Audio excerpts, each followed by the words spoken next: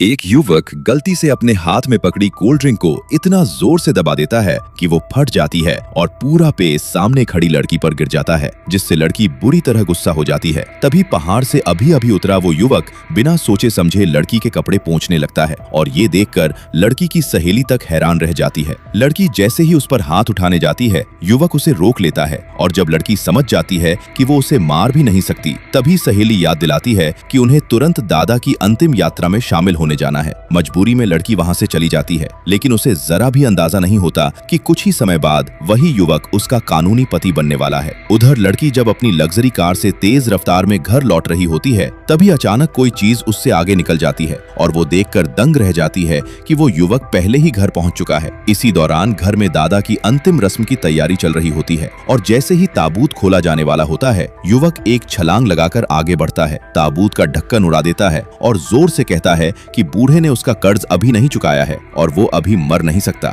ये कहते हुए वो अपनी हथेली से दादा के शरीर में अपनी शक्ति प्रवाहित कर देता है, जिससे काला धुआं उठता है और जो दादा मरा हुआ समझा जा रहा था, वो अचानक आंखें खोलकर बैठ जाता है। दादा को संभलने का मौका भी नहीं मिलता कि युवक उससे एक अंगूठी दिखाकर एक खास सुई की मांग करता है, क्योंकि वही सुई एक गुप्त खजाने की अथाह दौलत को नियंत्रित करने की चाबी होती है। ये सुनते ही दादा डर जाता है, लेकिन अपने मन में चाल चलते हुए शर्त रखता है कि अगर युवक उसकी पोती से शादी कर ले तो वो सुई लौटा देगा। दबाव में आकर युवक मान जाता है और अगले ही दिन दोनों की शादी हो जाती है। इसके बाद दादा सच्चाई बताता है कि वो सुई उसकी पत्नी की मौत पहले पिघलाकर कान की बाली बना दी गई थी और पोती को यादगार के तौर पर दे दी गई थी। अब उसे पाने का एक ही तरीका है कि युवक सुहागरात में खुद कोशिश करे। उसी रात युवक निश्चिंत होकर बिस्तर पर जाता है और लड़की के मुलायम खिलौने को हटा देता है। तभी नशे में धुत लड़की कमरे में आती है और अंधेरे में उसे गले लगा लेती है, लेकिन उसे एहसास होता है कि आज खिलौना कुछ ज्यादा ही मुलायम है और उसमें दिल की धड़कन भी है। लाइट जलाते ही लड़की घबराकर चीख पड़ती है। शोर से युवक भी जाग जाता है और इसी अफरा तफरी में दोनों एक दूसरे के बेहद करीब आ जाते हैं।